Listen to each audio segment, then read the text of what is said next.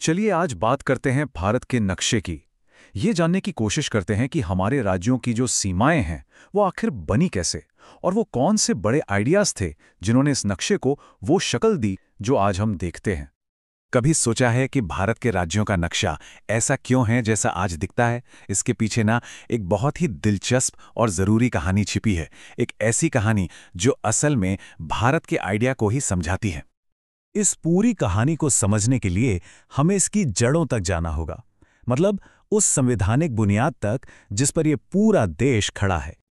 ये लाइन हमारे संविधान की पहली लाइन है। अब यहाँ एक दिलचस्प बात है, इंडिया और भारत दोनों नाम क्यों? क्योंकि संविधान बनाने वाली सभा में इस पर काफी बहस हुई थी। कुछ लोग भारत नाम चाहते थे तो कुछ इंडिया, तो आखिर में दोनों को ही अपना लिया गया। अब ये समझना बहुत जरूरी है कि भारत एक संघ यानी यूनियन है, परिसंघ यानी फेडरेशन नहीं। फर्क क्या है? देखिए, फेडरेशन एक समझौते जैसा होता है जहां राज्य साथ मिलकर एक देश बनाते हैं और चाहें तो अलग भी हो सकते हैं, जैसा पुराने सोवियत संघ के साथ हुआ। लेकिन भारत एक यूनियन है, जिसका मतलब है कि कोई भी राज्य इस देश से अलग नहीं हो सकता। और यहीं से एक बहुत ही पावरफुल आइडिया निकल कर आता है। भारत विभाज्य राज्यों का अविभाज्य संघ है। इसका मतलब क्या हुआ? आसान भाषा में कहें तो देश को कोई नहीं तोड़ सकता, ये अविभाज्य है।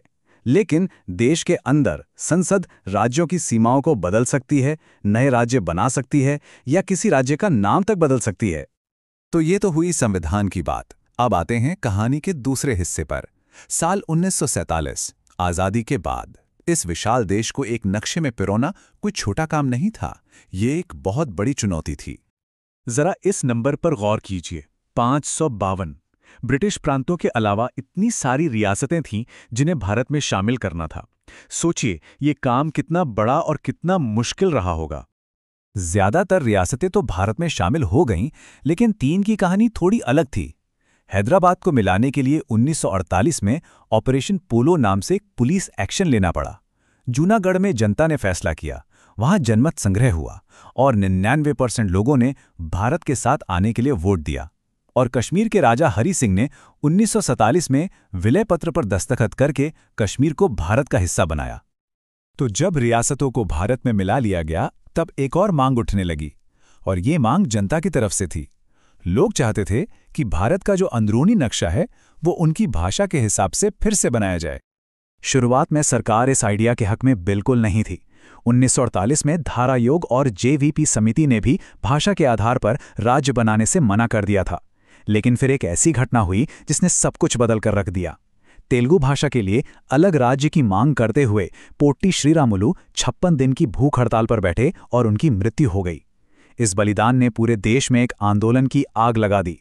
सरकार पर इतना दबाव बना कि 1953 में भाषा के आधार पर पहला राज्य बनाना पड़ा, आंध्रा। और इसके ठीक बाद 1956 में फजल अली आयोग की सिफारिशों पर राज्य पुनर्गठन अधिनियम पास हुआ, जिसने मान लिया कि भाषा राज्यों के गठन का एक मुख्य आधार हो सकती है। और इस अधिनियम के बाद भारत का नक्शा सचमुच बदल गया। वो पुरानी वाली व्यवस्था खत्म हुई और देश को 14 राज्यों और 6 केंद्र शासित प्रदेशों में बांट दिया गया। ये वो नक्शा था जिसने आज के भारत की नींव रखी। तो इस पूरे सफर से हम क्या सीखते हैं? भारत के नक्शे की ये कहानी हमें बार बार एक ही मूल सिद्धांत पर वापस ले आती है, जिसने इस पूरी यात्रा को दिशा दी है। जी हाँ, वही एक लाइन, विभाज्य राज्यों का अविभाज्य संघ। भारत की असली ताकत इसी बात में है कि हम एक हैं, अविभाज्य हैं, लेकिन अंदर से हम इतने लचीले हैं कि समय और जरूरत के हिसाब से खुद को पुनर्गठित कर सकते हैं। तो आखिर में यह सवाल सोचने वाला है कि भारत का अंदरूनी नक्शा तो हमेशा बदलता रहा है, पर बाहरी सीमाएं वही हैं, स्थिर हैं। एक देश के तौर पर यह हमारी ताकत के बारे में क्या